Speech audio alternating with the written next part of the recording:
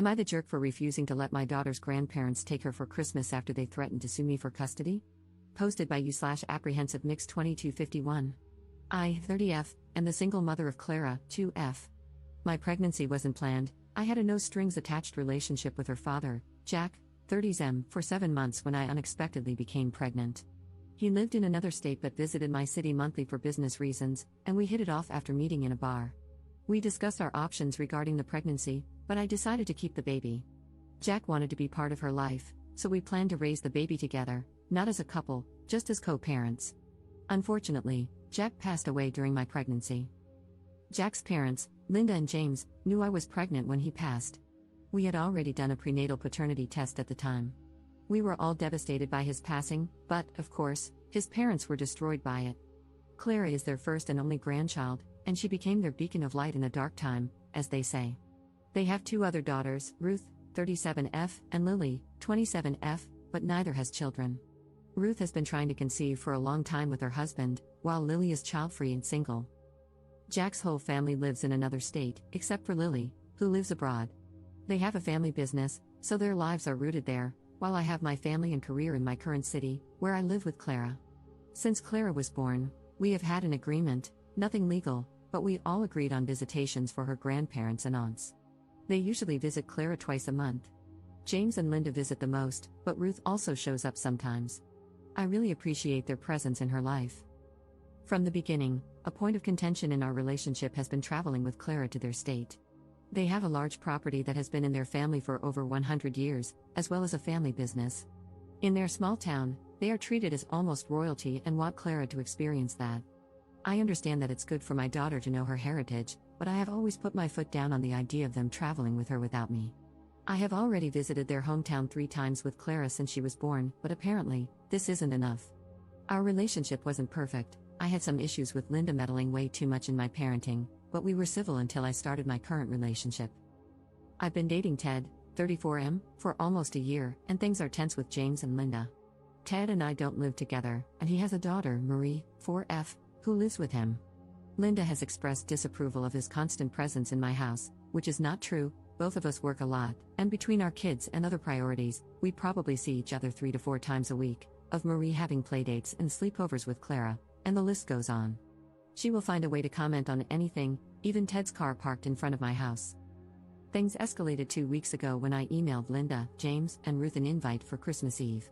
Ted and I will be hosting a get-together with our families and close friends. I decided to invite Clara's grandparents so they could spend Christmas Eve with her, but I also let them know that if they preferred, they could take her for lunch on Christmas Day. The next day, Linda texted me that they already had plans to take Clara to their home for Christmas. I said that this was not happening. I didn't hear anything from her for about 2 days. Then Linda called me, stating that she had given me 2 days to cool off and be reasonable. I asked what she meant, and she said they have rights over Clara and had waited too long to take her home for Christmas. Now that she is older, she can travel without me. I said that this was never discussed and that I would not let them travel with my daughter without even talking to me about it first. Linda said this was the discussion before the travel. I laughed on the call and told her she was delusional. Things escalated quickly after that. I was accused of trying to replace Jack in Clara's life, and I also said some things that were a little cruel about Jack never even meeting Clara. After Linda hung up on me, James called and tried to reason with me. He let it slip that they had bought Clara's plane tickets 2 months ago without asking me first. I said there was no way I would let them walk all over me. James lost his temper and demanded that I apologize to Linda or we would go to court over this. I didn't back down and said they were the ones choosing to fight over this, not me. Well, after some time of silence from them, I was served with court papers. They are suing me for custody of Clara and claiming that I am unfit as a mother. I already have a lawyer whom I consulted before our fight over the phone. She told me yesterday that they have almost no chance of getting any custody. The most they could get is visitation, but still, I am worried about this becoming a legal battle. Edit. Some clarifications are needed. 1. How do Linda and James know details about my life? How do they know about Ted's car and Marie's playdates? They do live in another state, but they visit often. At least twice a month, they come to see Clara, and they come to my house to pick her up and drop her off after their outings. This is how Linda noticed Ted's car in front of my driveway. Since I live in a gated community, this type of parking is forbidden unless it's the homeowner's car.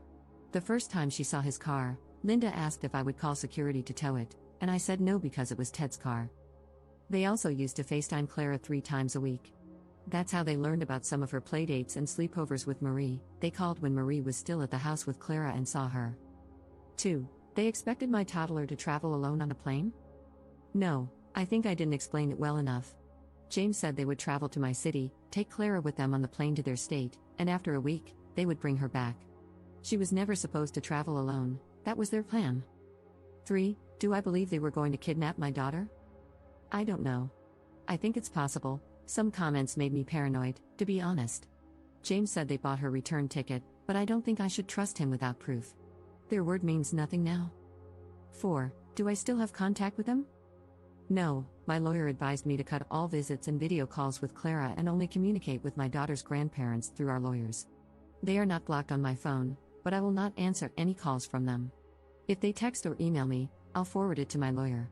Trust me, today was all about making an FU binder and documenting every little thing. Thank you so much for the advice, everyone. And don't worry too much, Clara and I live in a very secure community with cameras and armed security. Nobody will take her from me. Update 2 months later. Hey, I posted my story here a few months ago and was surprised by how quickly it blew up, not only on Reddit but also on other apps.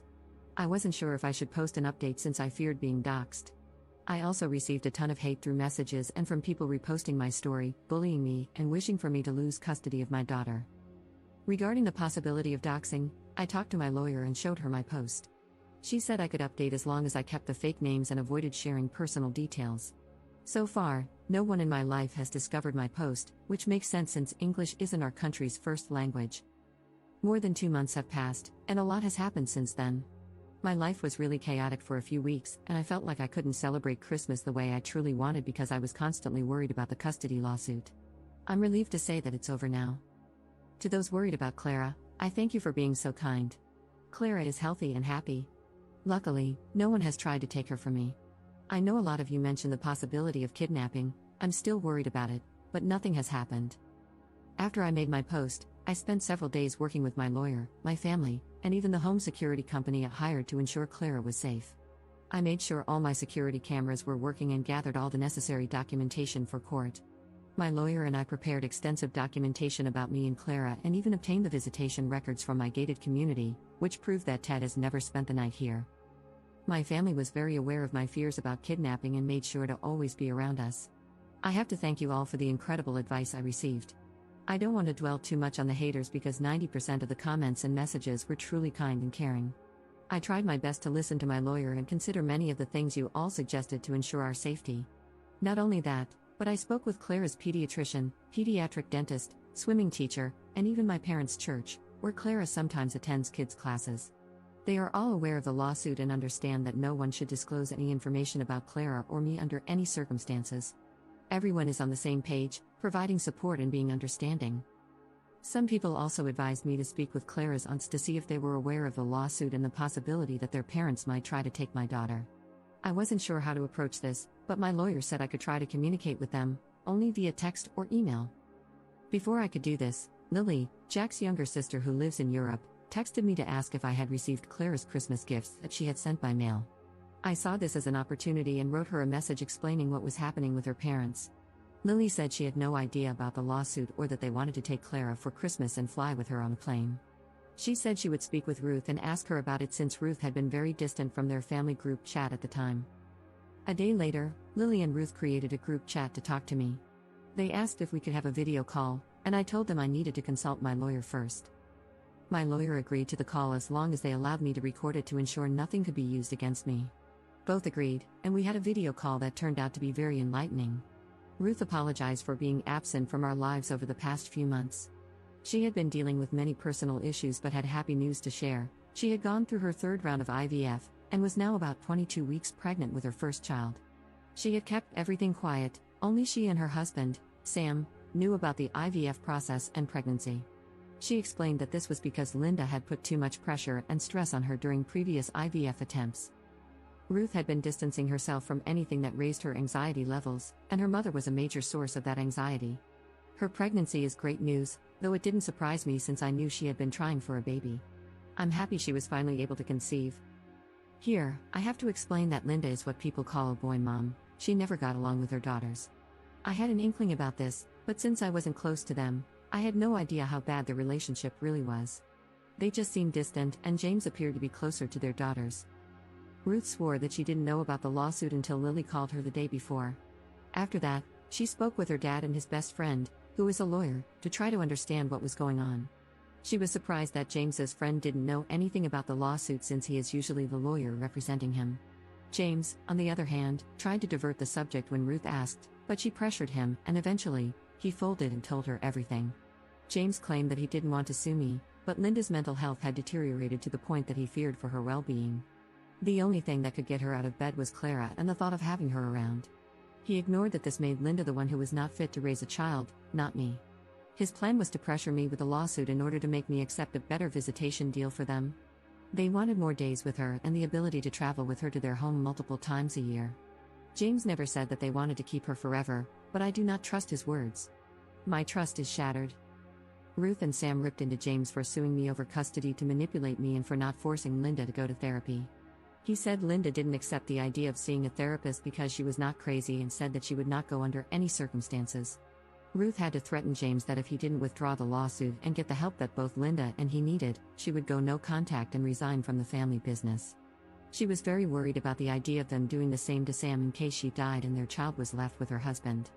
James kind of broke after this and caved to Ruth's demands. After my call with Ruth and Lily, I was under the impression that the lawsuit would be terminated. Unfortunately, in my country, from the 20th of December until the 20th of January, the courts are on break and only deal with emergency cases. Mine wasn't. Their lawyer reached out to mine to discuss the end of the lawsuit and the drafting of a visitation agreement that the family court would approve. We agreed to work on this, but I would only sign any visitation agreement after they had withdrawn their lawsuit for custody and only if they agreed to follow my rules. From what I know, after being pressured by her whole family, Linda eventually accepted therapy and is now seeing both a psychiatrist and a therapist. She was diagnosed with depression and PTSD related to Jack's death. I know this because my lawyer demanded that her doctors provide an evaluation of Linda's mental state as part of our legal agreement for me to accept a visitation deal with Clara's grandparents. I never said it here, but Jack's death was sudden and violent. He was a victim of a robbery. All of us were shocked by his passing, but Linda and James took the brunt of it. I always felt that they didn't mourn enough since they switched their attention to my pregnancy a few weeks after his passing, and I was right to think that. In our visitation agreement, I also demanded that both James and Linda go through grief counseling, to which they agreed to a number of sessions.